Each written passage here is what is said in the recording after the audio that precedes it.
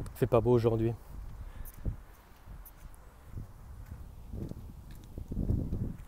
Je fais mon petit tour de pâté de maison pour te faire ma petite vidéo du jour.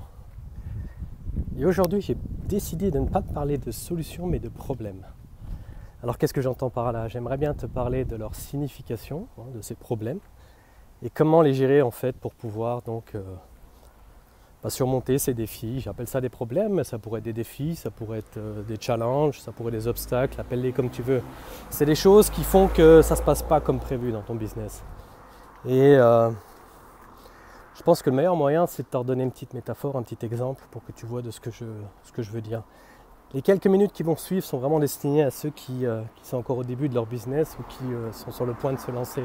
Si toi qui me regardes, tu es déjà un entrepreneur dans le dur, pas dans le dur, tu as déjà quelques kilomètres dans les pattes, tu sais très bien de quoi je te parle, mais là ça s'adresse plus à ceux qui démarrent. Mais il y aura des choses pour toi aussi dans cette vidéo, reste à l'écoute et regarde ce que je te dis. Ou ce que j'ai à te dire en fait. Imagine-toi, tu as un tout petit oiseau, tu vois comme on en entend en fond, tu vois. Et qu'en étant un tout petit oiseau, donc tu te retrouves avec tes frères et sœurs dans ce nid, et tu as vu se compose en fait, quand on y réfléchit, que de petites brindilles.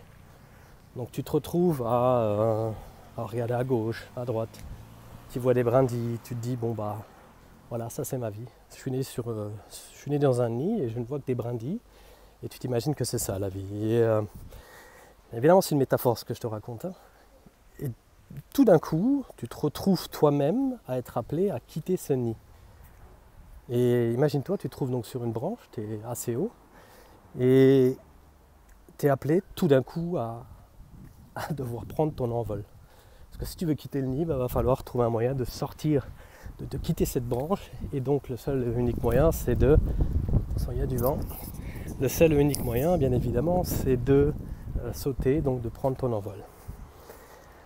Alors une autre métaphore pour que tu comprennes ce que je vais te dire, hein, pas que toi tu aies un problème à me comprendre, mais je veux simplement que ce soit le plus clair possible pour que tu ressentes en fait le truc. Imagine-toi, c'est un peu comme un avion. Le début de ton business, c'est comme un avion qui décolle. Tu quittes le gate,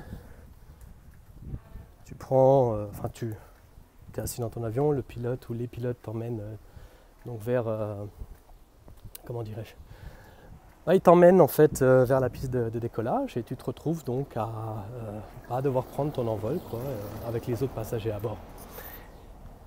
Et tu t'imagines que la petite période qu'il y a entre le moment où il met les gaz et que tu te retrouves donc à pouvoir décrocher ta ceinture, c'est un moment où tout le monde, enfin moi personnellement c'est comme ça quand je prends mon envol, quand je suis quelque part donc en voyage, quand je prends l'avion, c'est un moment où je me dis merde putain mais j'espère que tout va bien se passer. Alors je pense positif de personne, de ma personne, mais bien évidemment on essaie quand même que ça se passe tout correctement.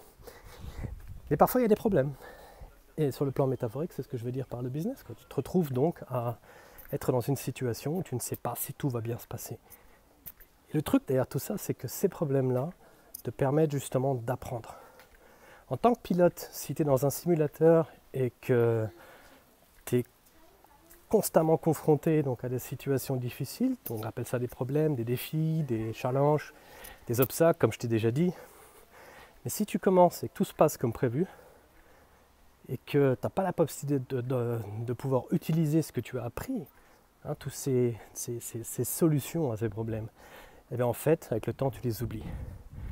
Et c'est pour ça que si tu es entraîné au départ, que tu as joué dans la théorie, comme dans un simulateur, et que tu fais 20, 30, 40, 100 vols, et il ne se passe rien, très bien pour toi, tant mieux. Mais si au bout de 100, 110 vols, 150 vols, il t'arrive quelque chose, il se pourrait que tout ne se passe pas comme prévu, quoi. Je te parle de la gestion de ce problème, hein. Et c'est ça que je veux dire par là. Dans ton business, tu vois, j'ai eu par exemple le coup dans mon plus gros business, mon plus gros palmarès, mon plus gros business au palmarès, donc ce grand groupe de conseils de gestion donc allemand dans lequel j'étais membre de la direction et partenaire, donc associé. Et j'ai souvent dit à mes partenaires, mais les gars, on avait une amie à nous qui était aussi, faisait partie de la direction, donc c'était une femme, donc il n'y avait pas que des gars. Je dis mais on a vraiment la chance de ne pas avoir de problème, quoi.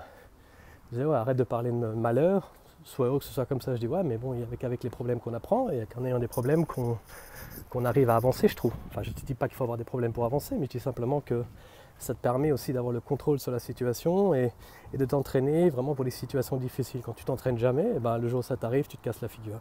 Et c'est ça que je veux dire. Quel est le rôle vraiment d'un problème? Un problème, c'est pour te ramener à la réalité des choses. Quand tout se passe vraiment comme prévu et que même que tu n'y avais pas pensé, et moi, tu te dis, ouais, putain, je suis sur une vague de bonheur, je suis sur une vague de réussite, tant mieux. Eh, mais une vague, au bout d'un moment, des fois, elle retombe, quoi. Et toi, tu retombes avec, mais ça fait mal, surtout que c'est un mur d'eau, quoi, tu peux t'imaginer. Et c'est pour ça que quand tu prends ton envol en tant qu'oiseau, il se pourrait que, pas que le premier envol soit pas le bon, quoi. Et si tu fais ça une dizaine, vingtaine, trentaine de fois, qu'il t'arrivait donc des problèmes, des défis, des obstacles, tu n'arrivais pas à battre de l'aide suffisamment pour pouvoir t'envoler, et bien au bout d'un moment, tu peux prendre ton envol. Et c'est ça que je veux te dire.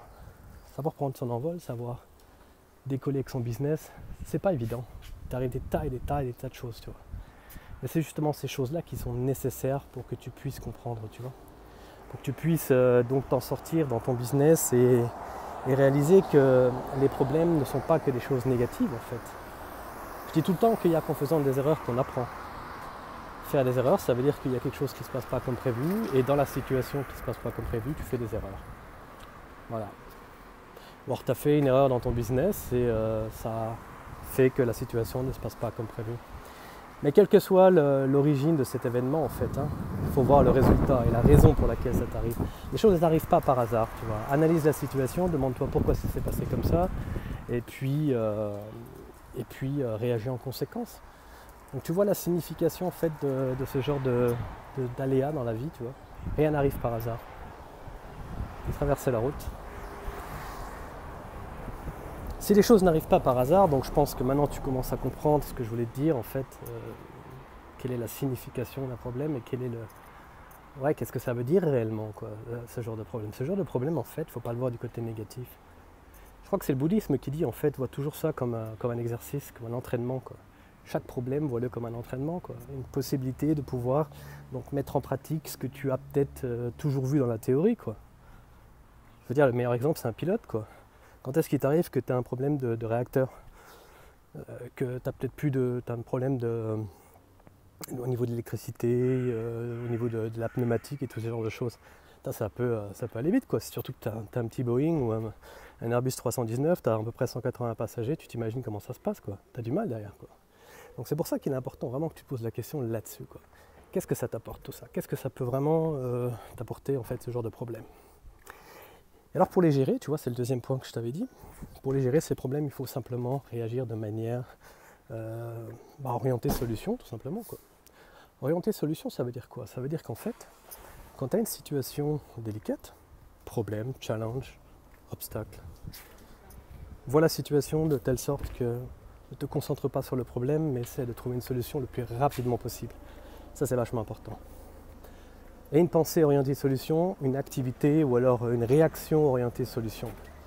La pensée orientée solution, mais l'activité, donc le fait d'agir orienté solution. Si tu te focuses simplement, si tu focalises seulement sur le problème, ça ne fonctionnera pas.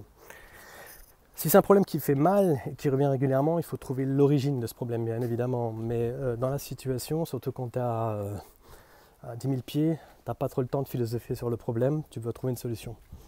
Pour calmer peut-être la machine qui est en train de gigoter comme une grande folle, 180 passagers plus l'équipage qui est en train de péter un plomb, et ben t'as pas le temps de... Et c'est marrant parce qu'en fait nous on avait fait il y a quelques années avec des associés à moi, il y en a un qui est...